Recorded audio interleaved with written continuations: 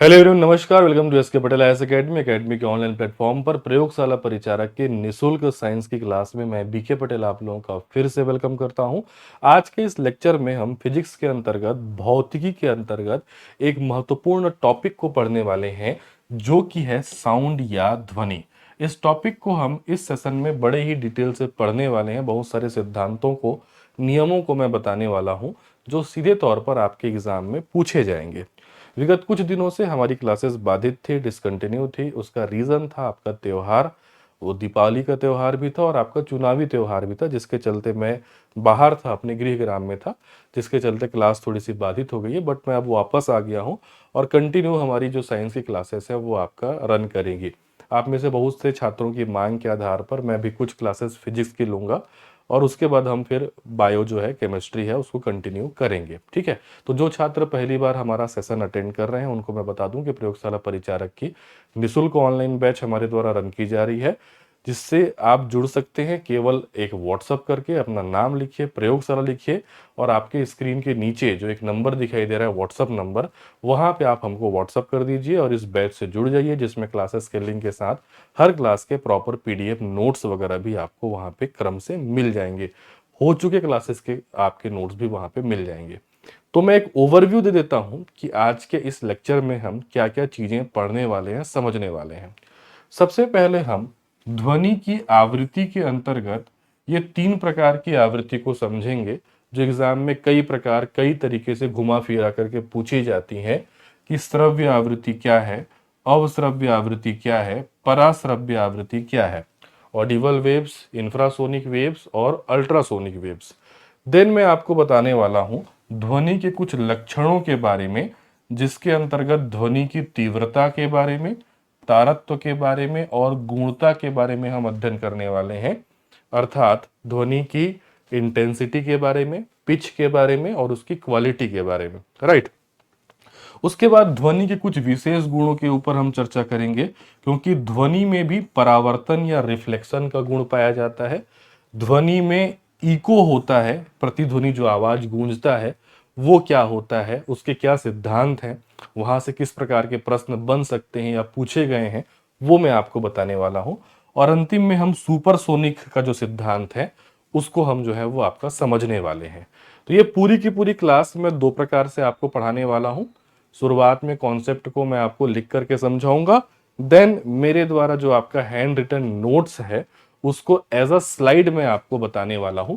एक ओवरव्यू में आपके सामने रख देता हूं। सबसे पहले तो हम भौतिक विज्ञान के अंतर्गत ध्वनि में क्या देखने वाले हैं। हम सबसे पहले देखने वाले हैं ध्वनि की आवृत्ति के बारे में। तीनों प्रकार की आवृत्ति को बहुत बेहतर ढंग से मैं आपको इमेज के माध्यम से समझाने वाला हूं। एक बार यदि आप इसको अच्छे से समझ लेंगे तो इससे बनने वाला कोई भी प्रश्न जो है वो आपका गलत नहीं होगा आपसे। ठीक है।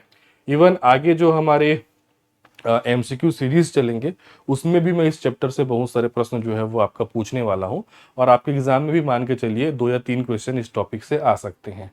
फिर हम ध्वनि के लक्षण देखेंगे। लक्षण में मैं तीव्रता, तारत्व, गुणता, इन सबको डिटेल से बताने वाला हूं। ध्वनि की चाल के बारे में मैं बताऊंगा, ठोस, द्रव, गैस में ध्वनि किस प्रकार से बिहेव करती है। देन हम ध्वनि की विशेषताओं में परावर्तन को देखेंगे। परावर्तन के बाद मैं आपको इको या प्रतिध्वनि का सिद्धांत जो है वो आपका डिटेल से समझाने वाला हूं।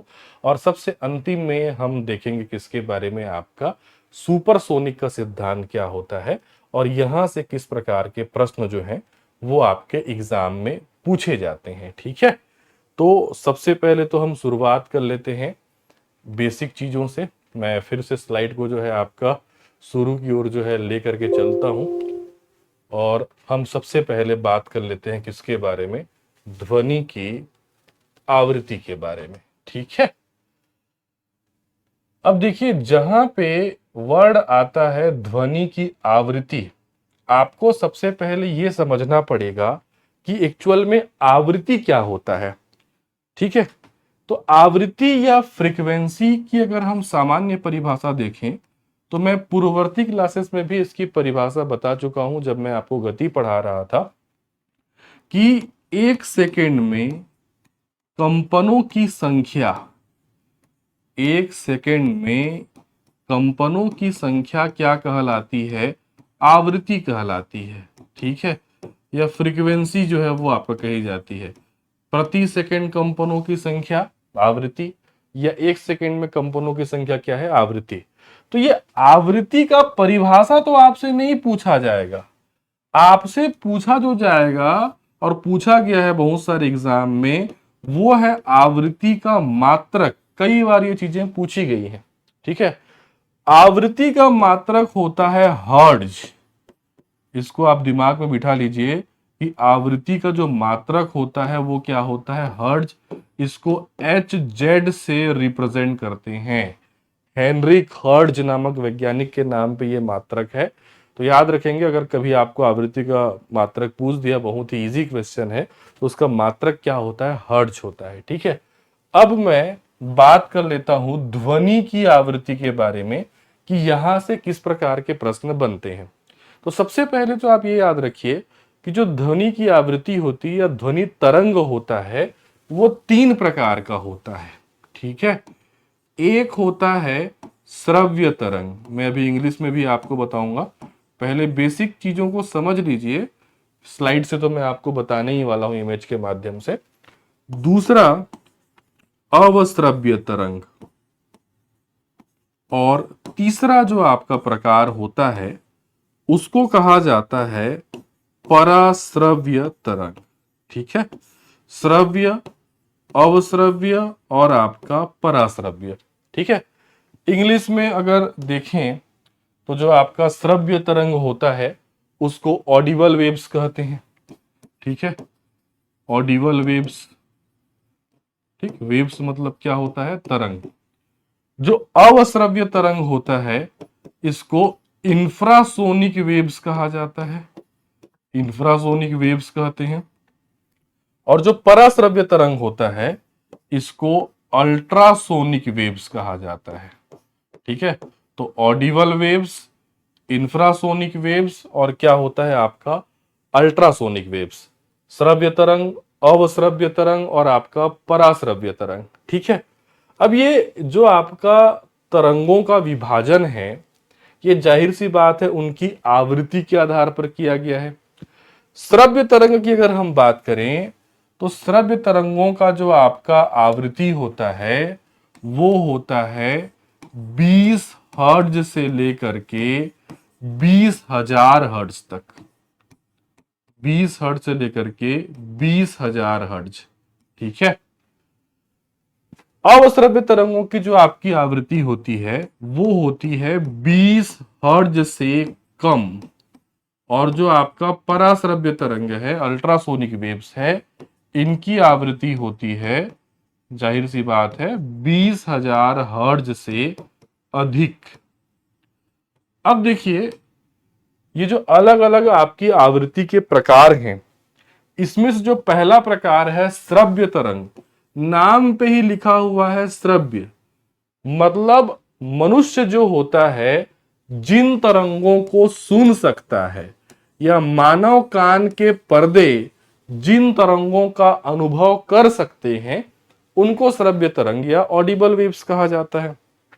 और इसका सीमा कितना है, 20 हर्ट्ज से 20,000 हर्ट्ज, मतलब जो मानव के कान हैं वो 20 हर्ट्ज से नीचे के वेव्स को नहीं अनुभव कर सकते और 20,000 हर्ट्ज के ऊपर के वेव्स को भी अनुभव नहीं कर सकते। तो मानव कर्ण की जो सीमा होती है वो 20 हर्ट्ज से 20,000 हर्ट्ज के बीच होती है। इसी को कहा जाता है ऑडिबल वेव्स या श्रव्य तरंग, ठीक है। अब इसमें दो कैटेगरी और है, कौन कौन सी दो कैटेगरी है, एक है अवश्रव्य इंफ्रासोनिक, मतलब क्या है 20 हर्ट्ज से कम, अल्ट्रासोनिक मतलब 20,000 हर्ट्ज से अधिक। इन दोनों को भी मानव कान के पर्दे अनुभव नहीं कर सकते। लेकिन कुछ जीव जंतु होते हैं जो अश्रव्य तरंगों को अनुभव कर सकते हैं, पराश्रव्य तरंगों को अनुभव कर सकते हैं, और बहुत सारे इन तरंगों के उपयोग हैं। इनके आधार पे रडार का निर्माण, सोनार का निर्माण, लिथोट्रिप्सी जैसे जो आपकी मेडिकल टेक्निक है उसका यूज किया जाता है। तो एग्जाम में पूछता है कि आपका अश्रव्य तरंगों को कौन अनुभव कर सकता है, पराश्रव्य तरंगों के क्या उपयोग वगैरह हैं। इन सभी को मैं आपको एक स्लाइड के माध्यम से डिटेल में समझाता हूं। ठीक है, इतने में तो मोटा मोटा आप तरंगों का जो विभाजन है ध्वनि तरंगों का वो आप समझ गए होंगे। ठीक है, तो देखिए, सबसे पहले तो मैं आपको बताया था कि जो आपका आवृत्ति होती है, आवृत्ति का मतलब क्या होता है?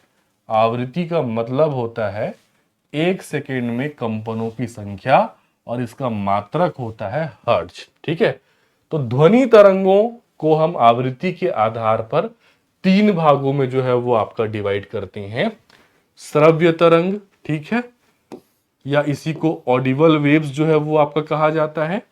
अवश्रव्य तरंग, इंफ्रासोनिक वेव्स, और पराश्रव्य तरंग, अल्ट्रासोनिक वेव्स। ठीक है, मैं इनका आवृत्ति भी आपको बता चुका हूं। श्रव्य तरंगों की आवृत्ति 20 हर्ट्ज से 20,000 हर्ट्ज के बीच जो है वो आपका होती है। अवश्रव्य 20 हर्ट्ज से कम, पराश्रव्य 20,000 हर्ट्ज से अधिक। ठीक है, तो इसमें से जो हमारा पहला कैटेगरी है श्रव्य तरंग, इसको मैंने बताया था कि ये वो कैटेगरी है जिसको मानव कान के जो आपके पर्दे हैं वो आपका अनुभव कर सकते हैं। ठीक है, इसके अंतर्गत क्या आएगा? जो मनुष्य होते हैं, चाहे वो आपका मेल हो चाहे आपका फीमेल हो। ठीक है, तो मनुष्य के कान के पर्दे इसको अनुभव कर सकते हैं, लेकिन अगर इससे कम या अधिक आवृत्ति रहेगी उसको मानव कर्ण के पर्दे अनुभव नहीं कर सकते हैं। मनुष्य उसको नहीं सुन सकता है, 20 हर्ट्ज से कम को भी नहीं सुन सकता है और 20,000 हर्ट्ज से अधिक को भी नहीं सुन सकता है। ठीक है, अब हम बात कर लेते हैं 20 हर्ट्ज से कम का जो आपका तरंग है या ध्वनि है, जिसको अवश्रव्य तरंग जो है वो आपका कहा जाता है। ये इससे कुछ एग्जाम्पल मैं आपके सामने रख रहा हूं, जैसे कि मानव का जो आपका हृदय धड़कन होता है, ठीक है, उसकी तरंग जो है वो अवश्रव्य तरंगों की कैटेगरी में आती है। जो भूकंप से निकलने वाली तरंगे होती हैं ये भी अवश्रव्य तरंगे होती हैं। ठीक है, तो ये दो प्रमुख एग्जाम्पल है।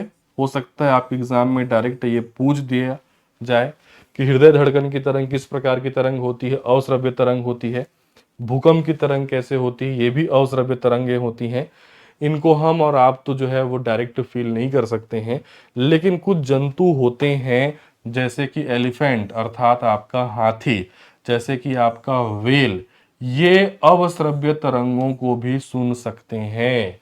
याद रखेंगे, एलिफेंट और आपका व्हेल ये अवश्रव्य तरंगों को भी सुन सकते हैं। राइट, अब अगला जो हमारा तरंग है वो है पराश्रव्य तरंग, अल्ट्रासोनिक वेव्स, मतलब 20,000 हर्ट्ज से भी अधिक आवृत्ति। ठीक है, तो इसके अंतर्गत क्या होता है कि हम तो इसको अनुभव नहीं कर सकते हैं, लेकिन बहुत सारे जीव जंतु ऐसे होते हैं जैसे कि आपका बिल्ली हो गया, कुत्ते हो गए, डॉल्फिन हो गए, चिड़िया वगैरह हो गई। ठीक है, ये सभी पराश्रव्य तरंगों को भी अनुभव कर सकती हैं। तो इसको आप याद रखेंगे, कुत्ते, बिल्ली, डॉल्फिन, चिड़िया, ये सभी पराश्रव्य तरंगों को सुन सकते हैं।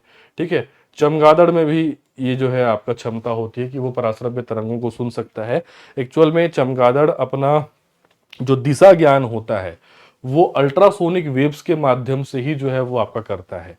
चमगादड़ रात्रि में उड़ता है, लेकिन चमगादड़ को भी रात्रि में दिखाई नहीं देता। उसके सर से बार बार जो है वो अल्ट्रासोनिक वेव्स जो है निकलते रहती है और आसपास के वस्तुओं से टकरा करके वो आपका वापस आती है। तो चमगादड़ के सामने एक वर्चुअल इमेज बन जाता है, किस वेव के थ्रू? अल्ट्रासोनिक वेव के थ्रू, और वो आसानी से रात्रि में आपका गति कर सकता है, शिकार कर सकता है। तो चमगादड़ का जो देखने का क्षमता है, एक वर्चुअल इमेज उसके दिमाग में जो बनता है, उसका रीजन क्या है? उसके सिर से निकलने वाला क्या आपका अल्ट्रासोनिक वेव्स या पराश्रव्य तरंगे। ठीक है, तो चिड़िया हो गया, डॉल्फिन हो गया, चमगादड़ हो गया, कुत्ते बिल्ली आदि इसको जो है आपका फील कर सकते हैं। पराश्रव्य तरंगों के कुछ उपयोग हैं जो डायरेक्ट आपके एग्जाम में पूछे जाते हैं, जैसे कि आपका रडार, सोनार और लिथोट्रिप्सी। रडार, सोनार और लिथोट्रिप्सी में जो है आपका पराश्रव्य तरंगों का प्रयोग किया जाता है। अब बहुत सारे छात्र ऐसे होंगे जो रडार सोनार के बारे में नहीं जानते होंगे तो उनको मैं थोड़ा सा जो है रडार सोनार के बारे में बता देता हूं। ठीक है, देखिए मैंने दो वर्ड यूज किए, एक मैंने कहा रडार, ठीक है, और एक मैंने कहा क्या आपका सोनार। ठीक, ये दोनों यूज किए जाते हैं। रडार जो है वो बेसिकली यूज किया जाता है एरोप्लेन में, हवाई जहाज में, ठीक है, और जो आपका सोनार है ये यूज किया जाता है शिप्स में, मतलब पानी जहाज में। ठीक, दोनों का काम लोकेशन पता करना होता है। रडार का काम क्या होता है, आकाश में किसी भी वस्तु का एग्जैक्ट लोकेशन पता करना, ये काम होता है रडार का। जैसे कि एक प्लेन मान लीजिए उड़ रहा है, ठीक है, तो वो प्लेन के दायरे के भीतर, या बोलना चाहिए एक निश्चित दायरे के भीतर जो है, अगर कोई दूसरा प्लेन उड़ रहा है या हवा में कोई वस्तु है, तो इस प्लेन से जो है वो आपका अल्ट्रासोनिक वेव्स निकलते रहती हैं और दूसरे प्लेन से जो है ये टकरा करके वापस लौटती हैं। तो एक प्रकार का इमेज बन जाता है, वर्चुअल इमेज बन जाता है, और उस प्लेन को पता चल जाता है, या फिर जो आपका हवाई ट्रैफिक सिस्टम होता है उनको पता चल जाता है कि कौन सा हवाई जहाज कहाँ पे है। ठीक है, सेम जो पानी जहाज होते हैं, जो पानी में जो है वो आपका तैरते हैं, क्योंकि समुद्र वगैरह काफी गहरा होता है, समुद्र के भीतर बड़े बड़े चट्टान होते हैं, तो ये भी आपका अल्ट्रासोनिक वेव्स जो है वो नीचे समुद्र के नीचे छोड़ते हैं और ये चट्टानों से टकरा करके जो है वो आपका वापस आता है और एक प्रकार का वर्चुअल इमेज बन जाता है कि पानी के नीचे कौन कौन से अवरोध है। तो दोनों एक ही प्रकार के पद्धति से काम करता है, एक आकाश में काम कर रहा है, एक पानी में काम कर रहा है। जो पानी में काम कर रहा है वो सोनार है, जो आकाश में काम कर रहा है वो रडार है। दोनों में समानता ये है कि दोनों के लिए किस प्रकार के तरंगों का यूज करते हैं, पराश्रव्य तरंगों का, या फिर इसी को क्या कहा जाता है, अल्ट्रासोनिक वेव्स का यूज जो है वो आपका किया जाता है। क्लियर है? अब मैंने अल्ट्रासोनिक वेव्स में ही एक वर्ड जो है वो आपका यूज किया, वो है लिथोट्रिप्सी। इसको भी समझ जाओ कि ये लिथोट्रिप्सी क्या होता है, ये भी एग्जाम में कई बार पूछा गया है, लिथोट्रिप्सी। ठीक है, लिथोट्रिप्सी एक प्रकार का बोलना चाहिए स्टोन का, या कहना चाहिए पथरी, सामान्य भाषा में जो किडनी की पथरी होती है या स्टोन होता है, इसके इलाज के लिए यूज किया जाता है लिथोट्रिप्सी। ठीक है, तो बोल सकते हो कि पराश्रव्य तरंगों की सहायता से, अल्ट्रासोनिक वेव्स की सहायता से, बिना चीर फाड़ के, बिना खून खराबे वाले ऑपरेशन के, जो गुर्दे की पथरी होती है, किडनी स्टोन होता है, उसको इस माध्यम से ठीक किया जाता है। पराश्रव्य तरंगों के माध्यम से उसको तोड़ दिया जाता है और वो यूरिन के साथ बाहर निकल आता है। तो किडनी के जो स्टोन होता है उसको ठीक करने के लिए जो लिथोट्रिप्सी यूज की जाती है, उसमें कौन सी तरंगों का प्रयोग करते हैं, पराश्रव्य तरंगों का प्रयोग करते हैं। तो ध्वनि तरंगों के बारे में इतनी चीजें जो है वो आपका याद रखनी है। ठीक है, आई होप आपको ये चीजें समझ में आ गई होंगी। मैं आगे बढ़ता हूं, रिवीजन करना रहेगा तो आप वीडियो को पीछे करके देख लीजिएगा। ठीक है, अब ध्वनि की आवृत्ति को समझने के बाद हम अगले सिद्धांत की ओर आगे बढ़ते हैं और अब हम समझते हैं ध्वनि की लक्षणों के बारे में। ठीक है, तो ध्वनि के लक्षणों की बात करें तो ध्वनि के मुख्य रूप से 3 प्रकार के लक्षण आपको याद रखने हैं, जो एग्जाम में कई बार अलग अलग तरीके से जो है वो आपका पूछा गया है। क्या क्या चीज याद रखना है? ध्वनि के लक्षण के अंतर्गत सबसे पहला जो आपको लक्षण याद रखना है वो होता है ध्वनि की तीव्रता। ठीक है, दूसरा जो आपको लक्षण याद रखना है ध्वनि का तारत्व, और तीसरा जो याद रखना है ध्वनि की गूढ़ता। ठीक है, इंग्लिश में क्या क्या कहते हैं इनको? तीव्रता को कहते हैं इंटेंसिटी, इंटेंसिटी। ठीक है, तारत्व को कहते हैं पिच और गुणता को कहा जाता है क्वालिटी। क्वालिटी। तो ध्वनि का इंटेंसिटी क्या होता है, पिच क्या होता है, क्वालिटी क्या होता है, इसको थोड़ा सा बेसिक समझिए, उसके बाद स्लाइड से मैं आपको समझाऊंगा इसको। ठीक, सबसे पहले बात कर लेते हैं कि ध्वनि की तीव्रता से क्या आशय है। किसी भी ध्वनि का तेज सुनाई देना या धीमा सुनाई देना ही ध्वनि की तीव्रता या ध्वनि की इंटेंसिटी कहलाती है।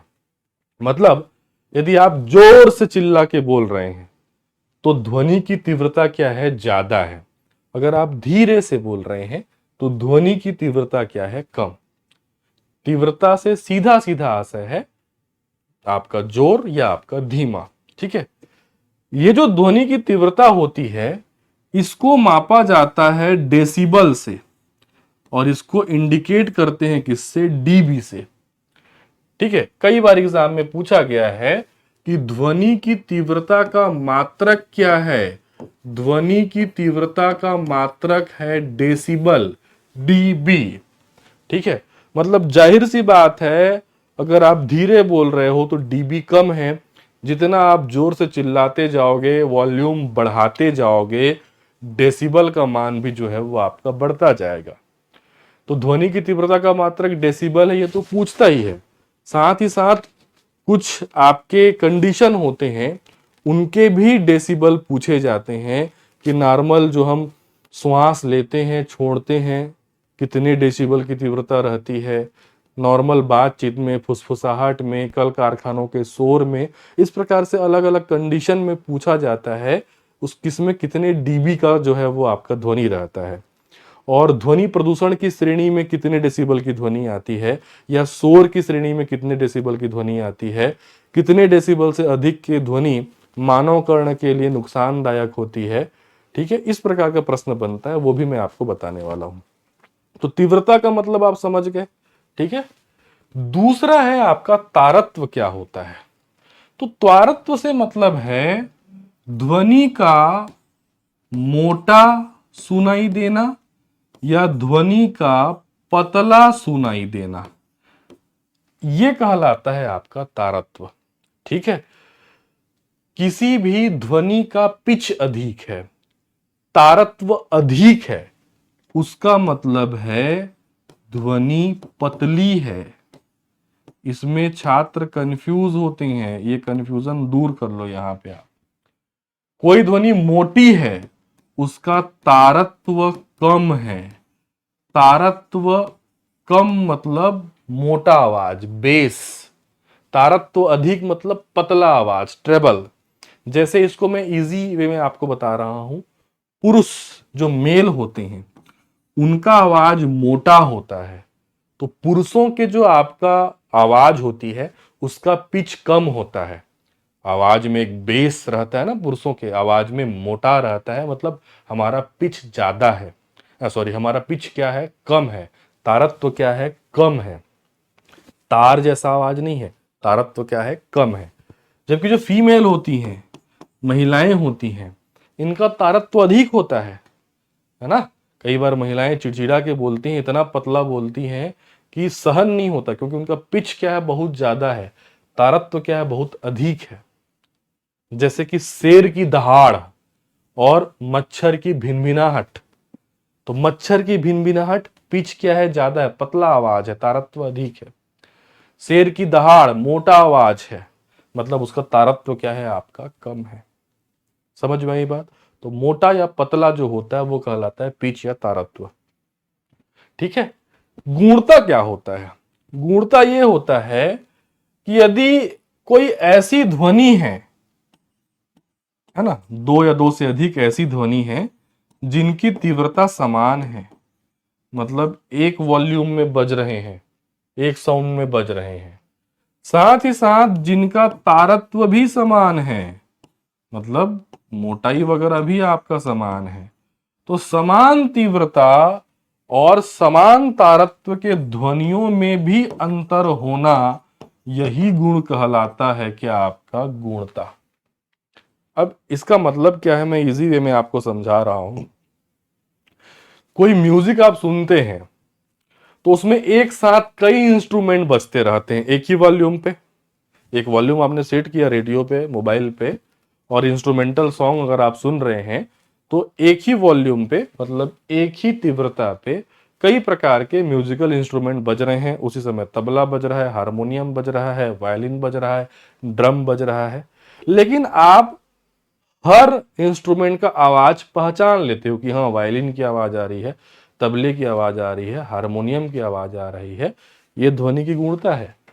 तीव्रता समान होने के बावजूद आपने अलग अलग वाद्य यंत्रों का आवाज पहचान लिया। तारत्व भी समान होता है। कई सारे पुरुष खड़े हुए हैं भीड़ में, उसमें से आप अपने भाई की आवाज पहचान लोगे, अपने बेटे की आवाज पहचान लोगे, अपने माता पिता की आवाज पहचान लोगे।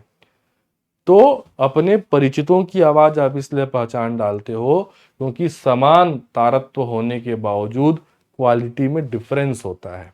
ठीक है, तो समान तीव्रता और समान तारत्व की ध्वनि में अंतर पाया जाना ही ध्वनि की क्या कहलाता है, गुणता कहलाता है।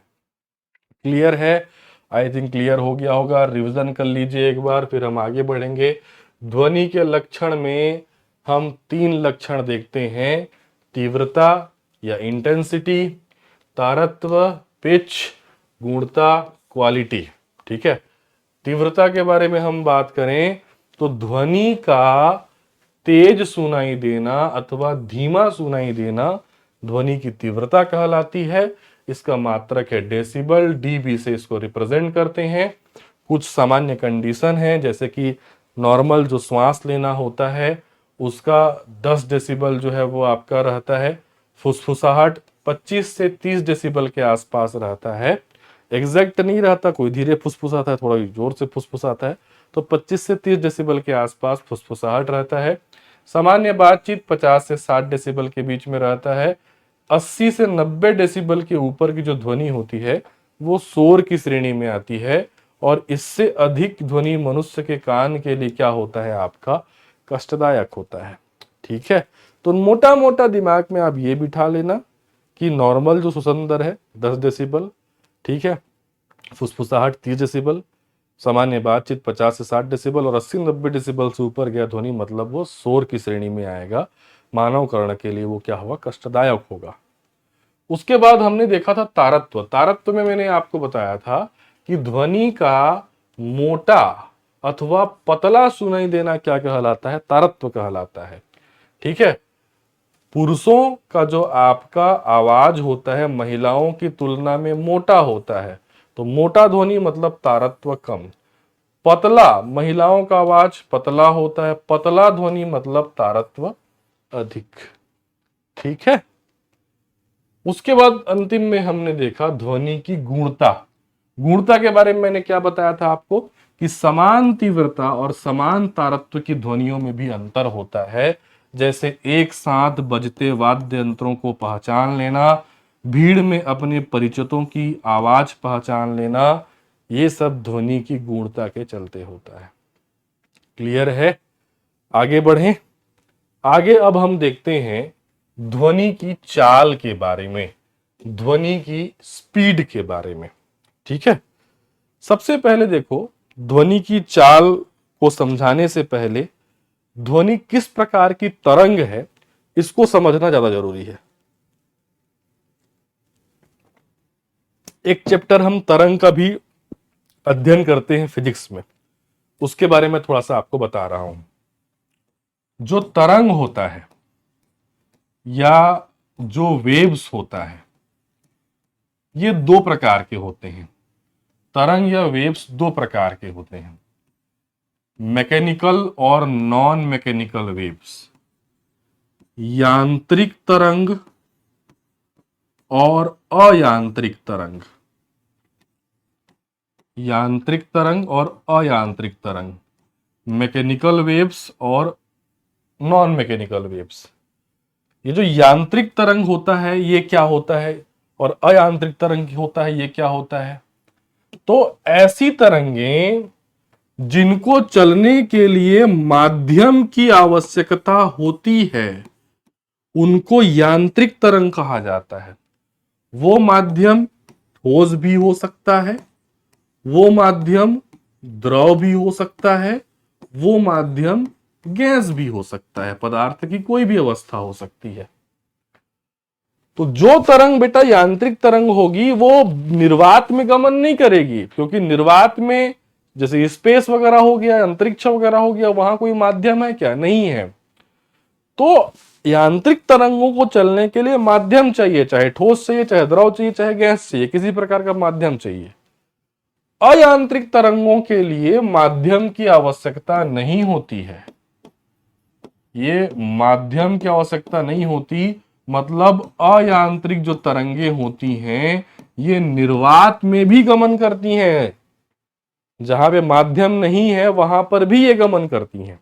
ठीक है, अब इसको याद रखने का सिंपल तरीका है, जिन तरंगों को चलने के लिए यंत्र चाहिए वो यांत्रिक, और जिनको यंत्र नहीं चाहिए वो अयांत्रिक। यंत्र से मेरा तात्पर्य यहाँ पे क्या है? माध्यम। जिन तरंगों को चलने के लिए यंत्र चाहिए वो यांत्रिक, अर्थात जिन तरंगों को चलने के लिए माध्यम चाहिए वो यांत्रिक तरंग, जिनको यंत्र नहीं चाहिए अर्थात माध्यम नहीं चाहिए वो अयांत्रिक तरंग। अब इसमें भी दो दो अलग अलग प्रकार की कैटेगरी हैं। जो यांत्रिक तरंगे होती हैं वो दो प्रकार की होती हैं, अनुप्रस्थ तरंग और अनुदैर्घ्य तरंग, लॉन्गिट्यूडनल और ट्रांसवर्स। जबकि जो अयांत्रिक तरंग होती है ये केवल एक ही प्रकार की होती है, अनुप्रस्थ तरंग। अब ये क्या नया चीज आ गया, अनुप्रस्थ अनुदैर्घ्य? हालांकि ये डीप चीज है, लेकिन सरल भाषा में अगर मैं आपको समझाऊं कि ये होता क्या है, तो जो तरंगे सीधी रेखा में गमन करती हैं वो अनुप्रस्थ तरंग हैं, ऐसे मान लो। जो तरंगे जिग-जैग इस प्रकार से आड़ी तिरछी दिशा में गमन करती हैं उनको मान लो अनुदैर्घ्य तरंग, बस। ठीक है, अनुप्रस्थ तरंग का जैसे सबसे अच्छा उदाहरण है लाइट या प्रकाश। ये एग्जाम में कई बार पूछा गया है। प्रकाश एक प्रकार का बेटा अयांत्रिक तरंग है, और अयांत्रिक के अंतर्गत तो एक ही प्रकार आता है अनुप्रस्थ तरंग। प्रकाश सीधी रेखा में गमन करता है। अनुप्रस्थ तरंग का खासियत आ गया। प्रकाश को चलने के लिए माध्यम की आवश्यकता नहीं होती, तभी तो सूर्य का प्रकाश निर्वात से होते हुए, अंतरिक्ष से होते हुए धरती तक पहुंच जाता है। तो प्रकाश को चलने के लिए माध्यम नहीं चाहिए, प्रकाश निर्वात में भी गमन कर सकता है, मतलब प्रकाश एक प्रकार का अयांत्रिक तरंग है। ठीक है, जबकि अगर हम यांत्रिक तरंगों की बात करें तो यांत्रिक तरंगों के अंतर्गत, अनुदैर्घ्य के अंतर्गत मैं आपको एक एग्जांपल दे रहा हूं। ध्वनि, जो टॉपिक हम पढ़ रहे हैं, जो चैप्टर हम पढ़ रहे हैं, तो ध्वनि जो होती है एक प्रकार का अनुदैर्घ्य तरंग है। पूछता है ध्वनि निम्न में से किस प्रकार की तरंग है, यांत्रिक, अयांत्रिक, अनुदैर्घ्य, अनुप्रस्थ, इस प्रकार से क्वेश्चन बनेगा। तो ध्वनि अनुदैर्घ्य तरंग इसलिए है क्योंकि ध्वनि सीधी रेखा में गमन नहीं करती, ध्वनि आड़ी तिरछी रेखा में गमन करती है। ध्वनि यदि सीधी रेखा में गमन करती तो अगर आप कोई चीज बोलते हो तो वो चीज आपके जो सीध में है केवल उसी को सुनाई देती, अगल बगल वालों को सुनाई नहीं देती। या अगर मैं इस क्लासरूम में पढ़ा रहा हूं तो हो सकता है खिड़की के बाहर भी मेरा आवाज जा रहा होगा, दरवाजे के बाहर भी मेरा आवाज जा रहा होगा, क्योंकि ध्वनि सीधी रेखा में गमन नहीं करती है, ध्वनि जो है वो आपका आड़ी तिरछी रेखा में गमन करती है। लेकिन एक टॉर्च से मैं अगर मैं लाइट ऐसा मारूंगा तो ऐसा नहीं है कि वो मुड़ उड़ के कहीं और चला जाएगा। हाँ, परावर्तन होता है, वो अलग चीज है। ठीक है, लेकिन ध्वनि सीधी रेखा में गमन करती है, जबकि प्रकाश जो है वो सीधी रेखा में गमन करता है, जबकि ध्वनि आड़ी तिरछी दिशा में गमन करती है। इसीलिए ध्वनि एक अनुदैर्घ्य तरंग है। प्लस ध्वनि को चलने के लिए माध्यम चाहिए, इसीलिए वो एक यांत्रिक तरंग है। मैं जो बोल रहा हूं आप सुन पा रहे हो क्योंकि यहां पे माध्यम है, वो माध्यम है हवा। ठीक है, अब ध्वनि ऐसा नहीं है कि केवल हवा में गमन करती है, ध्वनि पानी के भीतर भी गमन करती है, ध्वनि ठोसों में भी गमन करती है। कई बच्चों को यह समझ में नहीं आता कि ध्वनि जो है वो पानी में कैसे गमन करती है। एक बार पानी में तो समझ में आ जाता है, क्योंकि जिन लोग तालाब वगैरह में नहाए हैं उनको पता है कि पानी के नीचे भी जो है वो आवाज वगैरह आता है। ठीक है, ठोसों में कैसे गमन करती है, आप रेल पटरी पे कान लगा करके देखना, आवाज आएगा, 5 किलोमीटर दूर से जो ट्रेन घड़घड़ाहट आएगी वहां पे सुनाई देगा। मतलब ध्वनि ठोस द्रव गैस तीनों में गमन करती है, और ध्वनि की चाल ठोस द्रव और गैस तीनों में अलग अलग प्रकार की होती है, और यहां से प्रश्न भी बनता है। ठीक है, मेरे को जो समझाना था वो ये समझाना था कि ध्वनि किस प्रकार की तरंग है, तो यांत्रिक तरंग है, उसको चलने के लिए माध्यम चाहिए। चूंकि वो सीधी रेखा में नहीं चलती, इसीलिए किस प्रकार की तरंग है, अनुदैर्ध्य तरंग है। ये प्रश्न कई बार जो है एग्जाम में पूछ चुका है। ठीक है, अब मैं ध्वनि के चाल वाला जो हमारा टॉपिक है उस पे वापस आता हूं। ठीक है, तो सबसे पहली चीज जो मैंने आपको बताई कि ध्वनि एक यांत्रिक तरंग है, क्योंकि चलने के लिए माध्यम चाहिए, सीधी रेखा में नहीं चलती है, इसीलिए यह एक अनुदैर्ध्य तरंग है। दिमाग में गांठ मान लो, यह प्रश्न कई बार अलग अलग एग्जाम में अलग अलग तरीके से पूछा जा चुका है। चूंकि ध्वनि एक यांत्रिक तरंग है, इसीलिए इसको चलने के लिए माध्यम जो होता है वो आवश्यक होता है। ठोस भी हो सकता है, द्रव भी हो सकता है, गैस भी हो सकता है। ध्वनि तीनों प्रकार के माध्यम में चलती है। ठीक है, लेकिन याद रखेंगे ध्वनि निर्वात में गमन नहीं करती है, क्योंकि उसको चलने के लिए क्या चाहिए, आपका माध्यम चाहिए। ठीक है, अब कुछ बातें मैं आपको बता दूं।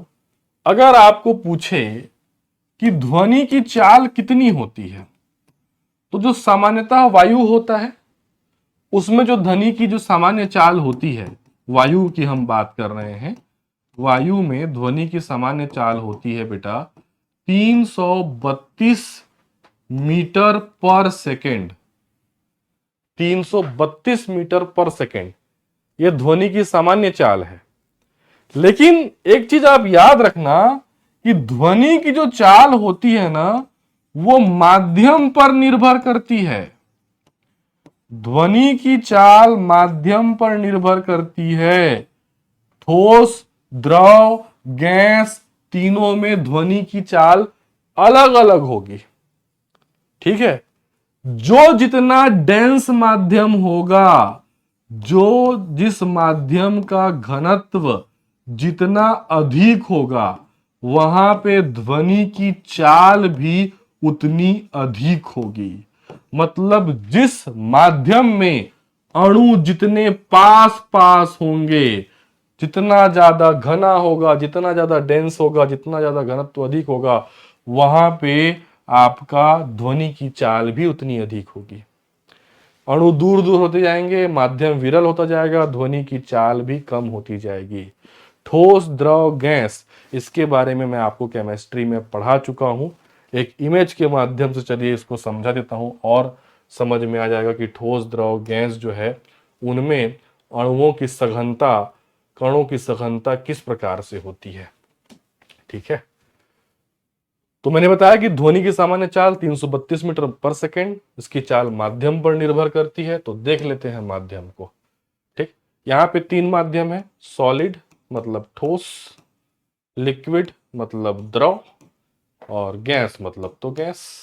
ठीक है, तीनों का मैं आपको स्ट्रक्चर बता चुका हूं पहले केमिस्ट्री की क्लासेस में, कि जो ठोस होता है इसमें अणु एकदम पास पास होते हैं। मतलब ठोस का घनत्व सबसे क्या होता है, अधिक होता है। ठोस, द्रव, गैस में ठोस का घनत्व सबसे अधिक होता है, क्योंकि अणु पास पास होते हैं, उनमें जो अंतराणु बल होता है वो अधिक होता है। इसकी तुलना में कम होता है किसका, द्रव का, और घनत्व सबसे कम होता है किसका, गैस का, क्योंकि इसमें अणु बिखरे हुए होते हैं। ठीक है, तो जाहिर सी बात है, मैंने कहा था जिस माध्यम का घनत्व जितना ज्यादा रहेगा उसमें ध्वनि की चाल उतनी अधिक रहेगी। तो ध्वनि की चाल सबसे अधिक होगी ठोस में, और ध्वनि की चाल सबसे कम होगा गैस में। नॉर्मली हम बोलते हैं, हम सुनते हैं, वो वायु में सुनते हैं।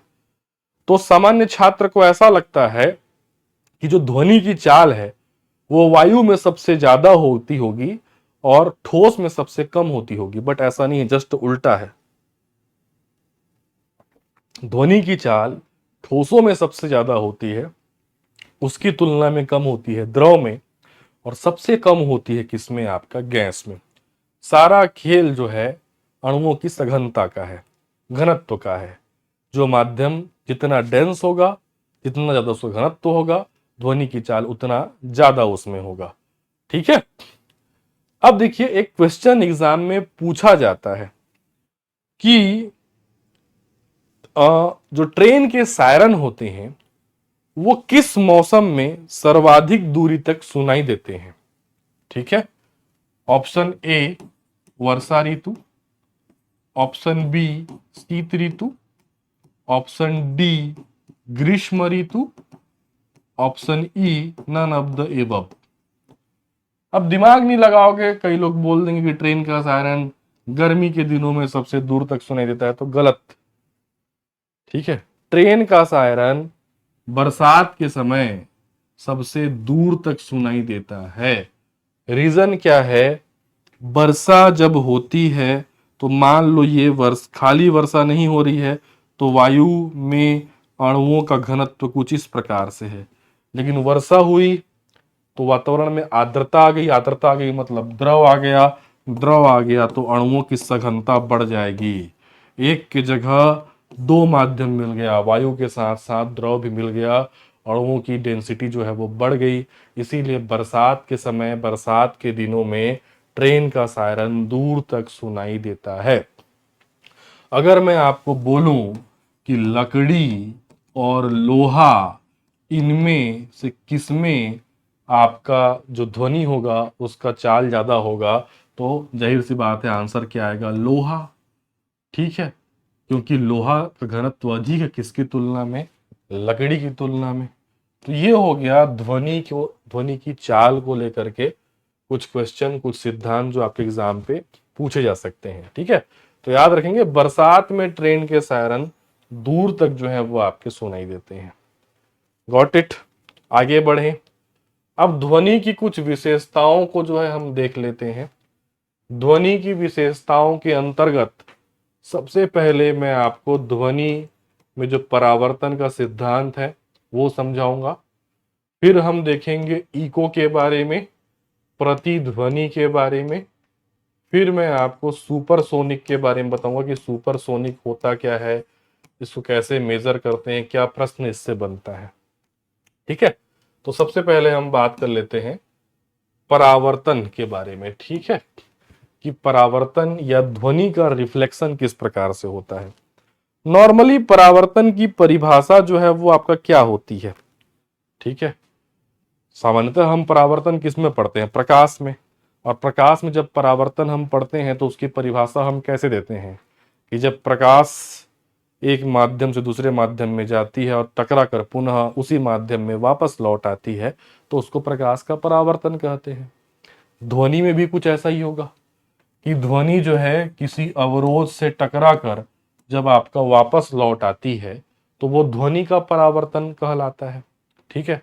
अब जैसे कि कोई कुआं वगैरह हो गया, उसमें आप झांक करके बोलते हो तो आपको अपना आवाज दोबारा सुनाई देता है।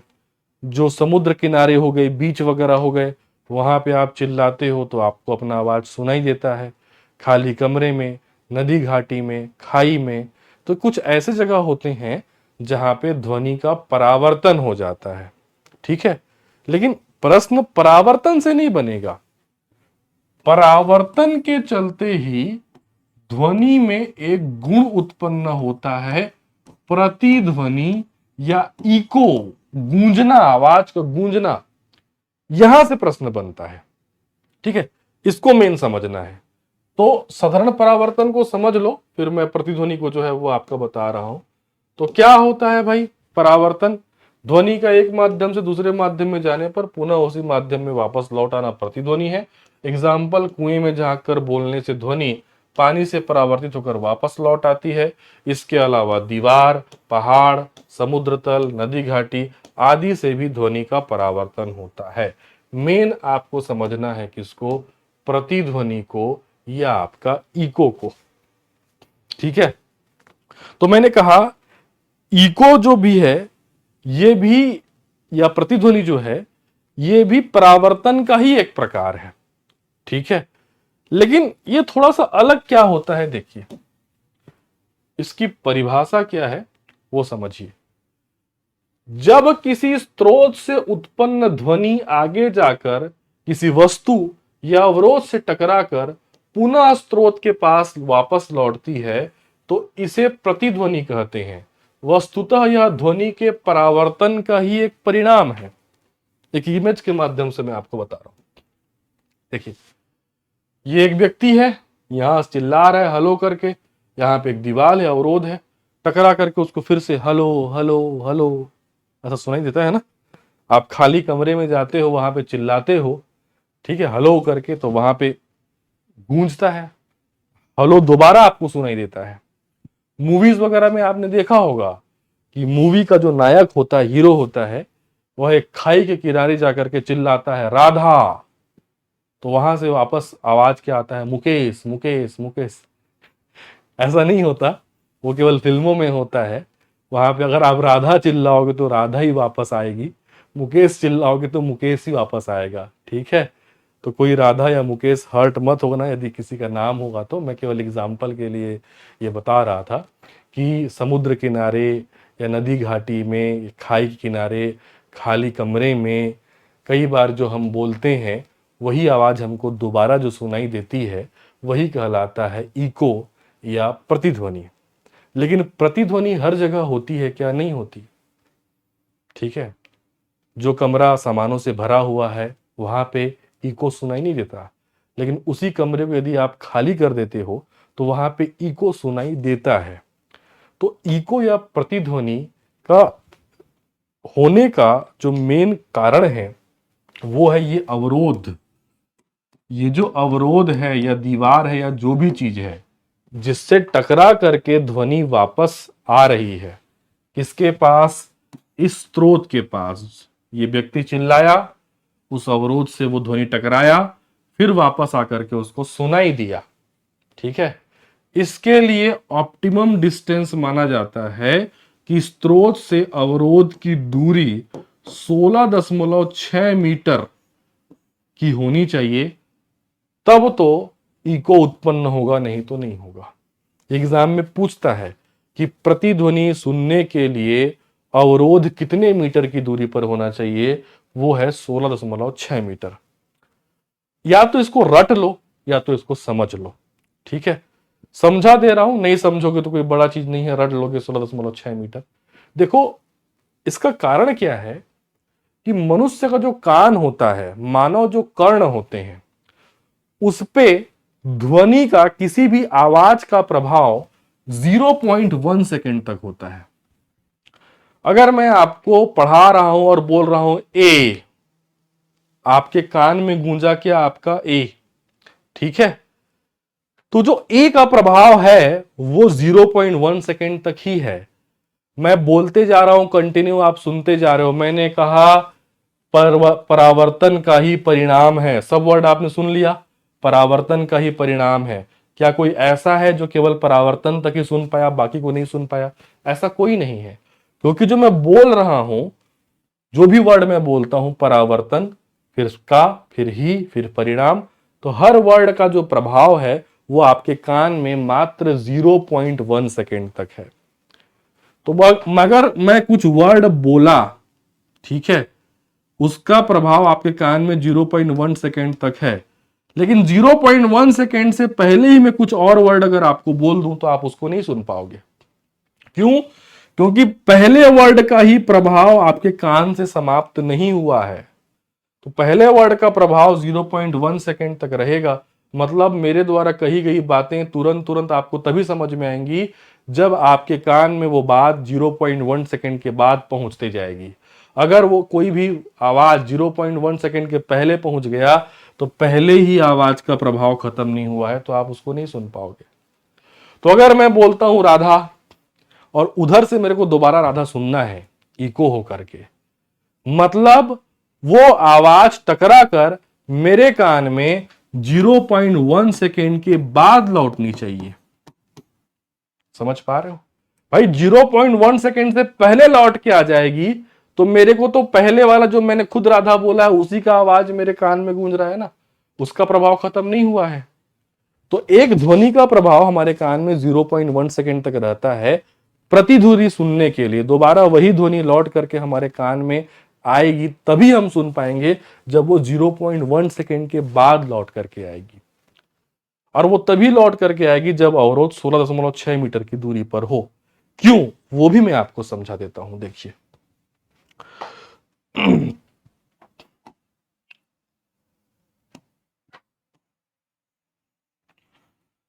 देखिए क्या होता है, कुछ देर पहले इसी क्लास में मैंने आपको बताया था बेटा कि वायु में सामान्यतः जो ध्वनि की चाल होती है वो 332 मीटर पर सेकेंड होती है। इसका मतलब क्या है, एक सेकेंड में ध्वनि 332 मीटर की दूरी तय करती है। एक सेकेंड में ध्वनि 332 मीटर चला जाता है। 0.1 सेकेंड का निकालें। 0.1 सेकेंड में ध्वनि कितनी दूरी तय करेगी? तो 0.1 सेकेंड में ध्वनि तय करेगी 332 में आप जो है आपका 0.1 गुणा कर देंगे तो हो जाएगा 33.2 मीटर। 0.1 सेकेंड में ध्वनि 33.2 मीटर की दूरी तय करेगी। ठीक है, लेकिन 0.1 सेकेंड के बाद ध्वनि लौट करके वापस आनी चाहिए। तो अवरोध के लिए क्या करो, इसमें भाग दे दो 2 का। तो 33.2 में आप भाग दे दोगे 2 का तो क्या आएगा आंसर आपका 16.6। मतलब इधर बोले तो वो 0.1 सेकेंड में 16.6 मीटर तय किया, फिर वापस आया कितना 16.6 मीटर। 0.1 सेकेंड में वो तय कर लिया कितना, दोनों को मिला दोगे 33.2 मीटर। मतलब जो डिस्टेंस है, जो अवरोध है वो 16.6 मीटर की दूरी पर रहेगा। तो जब हम उसको बोलेंगे, कोई भी चीज चिल्लाएंगे तो उसको लौट करके आने में 0.1 सेकेंड लगेगा। तो 0.1 सेकेंड के बाद वो लौट करके आएगा तो हमको दोबारा वही आवाज सुनाई देगी।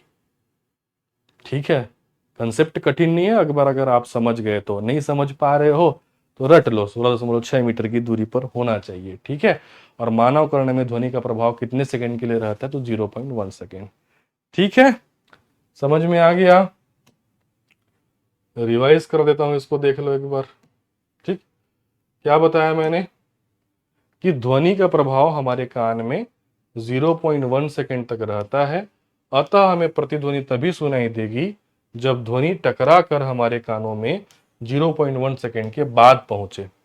श्रोता को प्रतिध्वनि सुनने के लिए अवरोध 16.6 मीटर की दूरी पर होना चाहिए। ठीक है बेटा? ठीक है, अंतिम सिद्धांत मैं बताता हूं, उसके बाद हम ये लेक्चर जो है खत्म करेंगे। अगले लेक्चर में कंटिन्यू करेंगे दूसरे टॉपिक को। वो अंतिम सिद्धांत है सुपरसोनिक। बड़ा इजी चीज है सुपरसोनिक, और कई बार एग्जाम में जो है वो आपका पूछा गया है। देखिए ध्वनि की चाल क्या होती है? सामान्यतः ध्वनि की चाल, बार बार बता रहा हूं मैं, वायु में सामान्यतः 332 मीटर प्रति सेकेंड। जब कोई वस्तु इस चाल से आगे चले जाए, मतलब जब किसी वस्तु की चाल ध्वनि की चाल से अधिक हो जाए तो उस वस्तु को सुपरसोनिक कहा जाता है। उस स्पीड को सुपरसोनिक स्पीड कहा जाता है। ठीक है, ऐसे लड़ाकू विमान हैं, ऐसे फाइटर जेट हैं जो ध्वनि की गति से भी तेज चलते हैं। मतलब उनका स्पीड 332 मीटर पर सेकेंड से भी अधिक होता है। ऐसे जहाजों को, ऐसे विमानों को सुपरसोनिक विमान जो है वो आपका कहा जाता है। ठीक है, तो ये बड़ा सिंपल कॉन्सेप्ट है कि किसी भी वस्तु की चाल जब ध्वनि की चाल से अधिक हो तो उसे सुपरसोनिक कहा जाता है।